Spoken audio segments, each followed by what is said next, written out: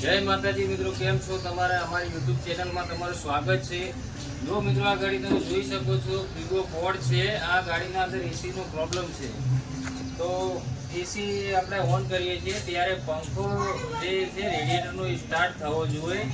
તો એ પંખો સ્ટાર્ટ તો થાય છે, પણ ક્યારેક ક્યારેક બંધ થઈ જાય છે। તો ગાડીની જે એસી કુલિંગ કરવી જોઈએ તે પ્રમાણે કુલિંગ નથી કરતી। તો તમે આવીએ, હું તમને દેખાડું છું કે એનો પ્રોબ્લેમ શું છે। ચાલો।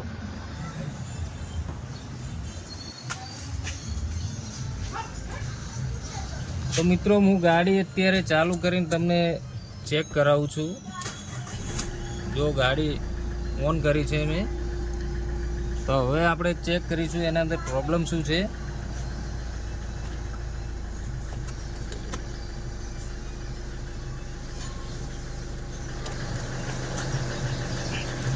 ચલો, હું તમને ચેક કરાવું છું।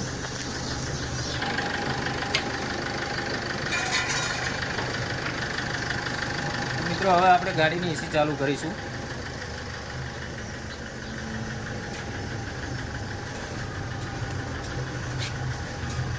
જો હું એસી ચાલુ કરું છું ગાડીની, આ એસી ચાલુ છે અત્યારે, ગાડીની કુલિંગ આવે છે। તો આપણે રેડિએટર ફેન ચેક કરીએ છીએ કે ચાલુ છે કે બંધ છે।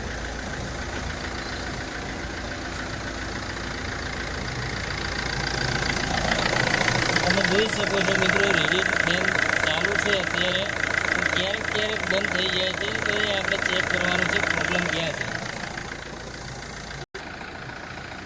હવે મિત્રો, આપણે ગાડી બંધ કરીશું ને એનો પ્રોબ્લેમ શોધીશું કે પ્રોબ્લેમ ક્યાં છે। તો હું તમને પ્રોબ્લેમ દેખાડીશ, પ્રોબ્લેમ મળે એટલે। તો મિત્રો, આપણે ગાડી બંધ કરી દીધી છે। તો સૌથી પહેલાં આપણે મિત્રો, જે રેડિએટરનો ફેન હતો એ તો ચાલુ જ છે, પણ એના અંદર જે સોકેટ લાગે છે એ ચેક કરીશું આપણે। સોકેટ ખરાબ તો નથી ને કોઈ પણ? ચલો મિત્રો, હું તમને ચેક કરીને બતાવું છું એક એક સોકેટ। જો એક ઉપર સેન્સર વાળું સોકેટ છે।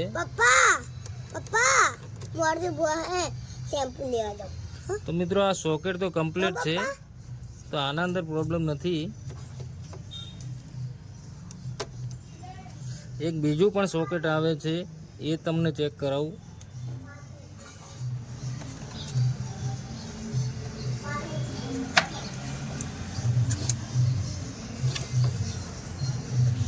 હા, તો મિત્રો, આ જે સોકેટ છે, પંખાનું જે સોકેટ છે, એ એમાં જે એક પિન આવે છે એ બળી ગયેલી છે। તો એના હિસાબે પંખામાં પ્રોબ્લેમ આવે છે વારંવાર। ગાડી એસી ચાલુ હોય ત્યારે પ્રોબ્લેમ આવે છે, વારંવાર પંખો બંધ થવાનો ઇસ્યુ રહે છે। તો હવે આપણે આના માટે પંખો ચેન્જ કરવો પડશે। તો તમને પંખો ચેન્જ કરીને પછી તમને બતાવીશ વિડીયોમાં। તો જો મિત્રો, આ ફેન છે, ફેન આપણે બહાર નીકાળી દીધો છે। હવે હું તમને દેખાડું છું, જે પિન બળેલી હતી એ પિન આ દેખાઈ રહી છે, સાઈડમાં છે, પણ એ વિડીયોમાં દેખાશે નહીં તમને બરાબર। તો પછી આપણે એને જુગાડ કરીશું, બે વાયર સોલ્ડર કરાવીને બહાર નીકાળીશું, પછી એ વાયર ડાયરેક્ટ સોકેટમાં સામે આપીશું। સોકેટ પણ બળેલું છે, સોકેટ મળતું નથી, એના હિસાબથી હું બે વાયર લઈશ ને એને સોલ્ડર કરાવીશ, અને પછી સાઈડમાં સોકેટને આપી દઈશ વાયર ડાયરેક્ટ જ, જે તમને હું વિડીયોમાં આગળ બતાવું છું।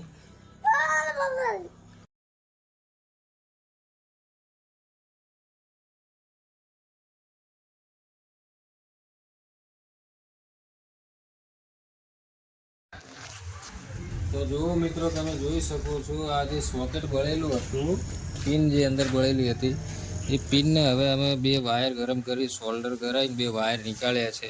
અને સામે સોકેટ જે બળેલું હતું, સોકેટને પણ હવે ડાયરેક્ટ કરી દઈશું આ બે વાયર, એટલે ગરમ થવાનો ઇસ્યુ નહીં રહે।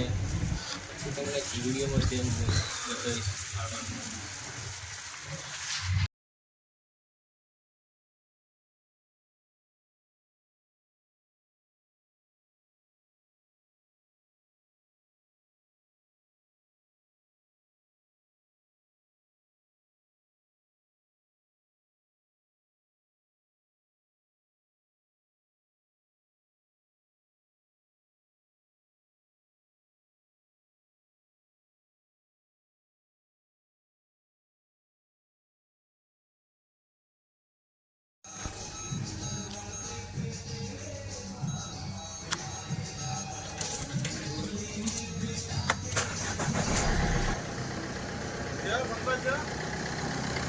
કર